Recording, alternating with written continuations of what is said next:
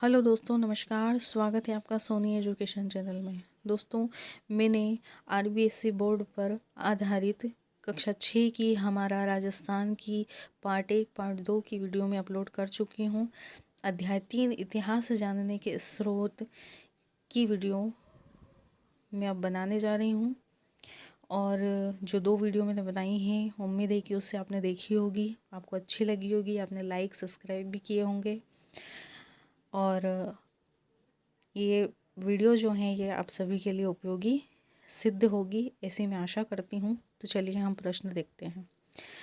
इतिहास जानने के स्रोत को कितने भागों में बांटा गया है? तो इतिहास जानने के स्रोत को एक तो पुरातात्विक और एक साहित्यिक स्रोत में बांटा गया है। नेक्स्ट प्रश्न है, प्राचीन काल के वे अवशेष जिनसे हमें स्थान एवं घटनाओं के संदर्भों को समझने में सहयोग मिलता है, वे पुरातात्विक स्रोत कहलाते हैं। नेक्स्ट है, पुरातात्विक स्रोतों से प्राप्त सामग्री में अभिलेख हैं, मुद्राएं, स्मारक, कलाकृतियां, उत्खनन से प्राप्त सामग्री। पुरातात्विक स्रोत वे होते हैं या जो अभिलेखों के अंतर्गत आते हैं, जो पुराने सिक्के होते हैं वे, स्मारक होते हैं, कहीं आकृतियां बनी होती हैं या खुदाई से प्राप्त सामग्रियां होती हैं। अभिलेख हमें कहाँ कहाँ मिलते हैं? तो अभिलेख हमें शिलालेख से, पत्थर की शिलाओं से, दीवारों पर बने हुए उत्कीर्ण किए हुए प्रतिमाओं से, स्तूपों से, मठों से, तालाबों से और खेतों में खड़ी शिला और तालाबों में खड़ी शिलाओं से, ताम्र पत्रों पर उत्कीर्ण किए हुए मिलते हैं। नेक्स्ट है, अभिलेखों की क्या उपयोगिता है? तो अभिलेख हमें गद्य और पद्य दोनों शैलियों में मिलते हैं। इन अभिलेखों में शासक, उनके आश्रित लोगों, रानियों, राजकुमारों, सामंतों आदि का नाम, घटना की तिथियां, शासन कार्यों और आज्ञाओं का, इन सभी का अभिलेखों में उल्लेख मिलता है। नेक्स्ट क्वेश्चन है, प्रशंसा के लिए लिखे गए अभिलेख क्या कहलाते हैं? तो प्रशंसा के लिए लिखे गए अभिलेख प्रशस्ति पत्र कहलाते हैं। ऐसे प्रश्न आ सकते हैं, प्रतिहारों की जानकारी हमें किस अभिलेख से प्राप्त होती है? वेरी आईएमपी है, तो घटियाला शिलालेख से हमें प्रतिहारों की जानकारी मिलती है। इस तरीके से भी पूछ सकते हैं कि घटियाला शिलालेख से हमें किनकी जानकारी प्राप्त होती है या किसके इतिहास की जानकारी प्राप्त होती है? तो प्रतिहारों की जानकारी प्राप्त होती है। नेक्स्ट क्वेश्चन है, चौहानों का इतिहास की जानकारी हमें किस अभिलेख से प्राप्त होती है? तो चौहानों के इतिहास की जानकारी हमें बिजोलिया शिलालेख से प्राप्त होती हैं। नेक्स्ट क्वेश्चन है,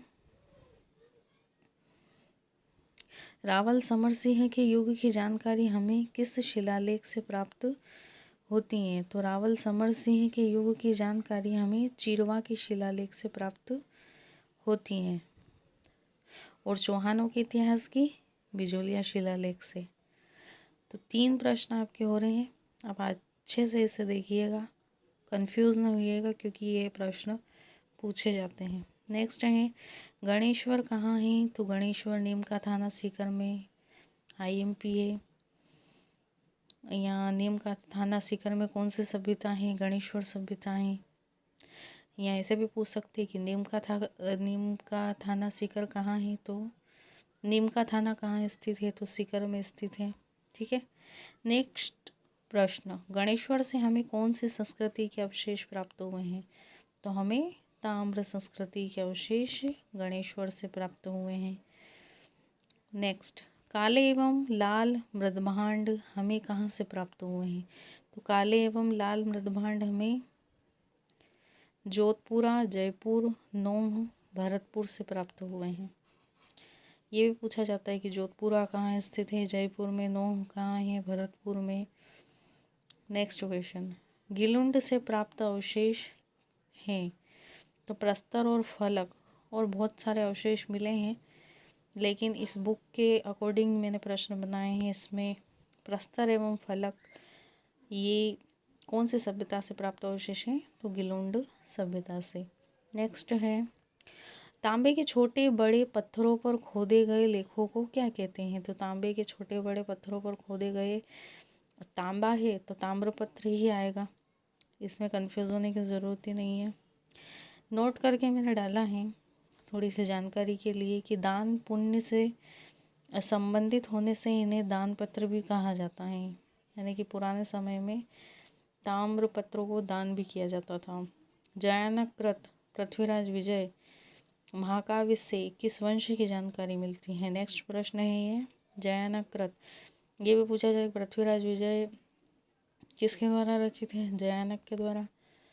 किस वंश की जानकारी मिलती है पृथ्वीराज विजय से? चौहान वंश की। पृथ्वीराज विजय क्या है? तो महाकाव्य है। ठीक। नेक्स्ट प्रश्न, नयन चंद्र सूरी कृत रचना, यानी कि नयन चंद्र सूरी द्वारा रचना हम्मीर महाकाव्य है। नेक्स्ट, हम्मीर महाकाव्य से हमें कौन से इतिहास की जानकारी मिलती है? तो चौहानों के इतिहास की जानकारी तो हमें हम्मीर महाकाव्य से मिलती है, साथ ही साथ अलाउद्दीन खिलजी की रणथंबोर विजय की जानकारी भी हमें हम्मीर महाकाव्य से प्राप्त होती है। नेक्स्ट क्वेश्चन, राजस्थानी साहित्य जो है उसके बारे में है। ये इतने जो प्रश्न हैं ये सभी राजस्थानी साहित्य से रिलेटेड हैं। तो पृथ्वीराज रासो के द्वारा जो रचना है चंद्रबरदाई, बहुत सी बार आता है एग्जाम में। अचलदास खींची कृत वचनिका, पद्मनाभ कृत कान्हड़ देव प्रबंध, बीकानेर की दलपत सिंह कृत दलपत विलास है। दलपत सिंह ने जो रचना की है दलपत विलास, दलपत सिंह कहाँ के रहने वाले थे? बीकानेर के।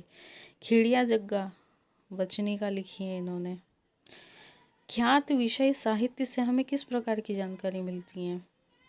यानी कि ख्यात भी एक तरह का साहित्य होता है, जैसे नैणसीरा ख्यात, इस प्रकार का। तो इससे हमें राजवंशों की स्थापना, राजाओं का वंशक्रम और राज्य क्षेत्र की जानकारी प्राप्त होती है।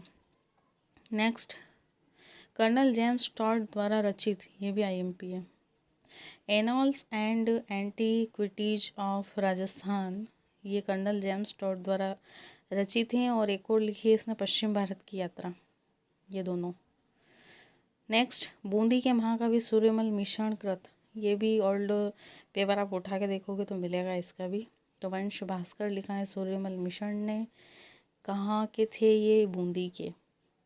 कविराज श्यामल दास कृत वीर विनोद, और विश्वेश्वरनाथ रेऊ कृत जो रचना है वो मारवाड़ राज्य का इतिहास के बारे में इन्होंने लिखा है। ठीक है, ये हो गया आपका कंप्लीट पार्ट 3। अब पार्ट 4 जो मैं आपको अगली वीडियो में लेके आऊँगी। मुझे उम्मीद है कि आपको बहुत अच्छी लगी होगी ये क्लासें। मैंने जितना भी बन सकता है मैं कोशिश कर रही हूँ अच्छे से अच्छा करने की।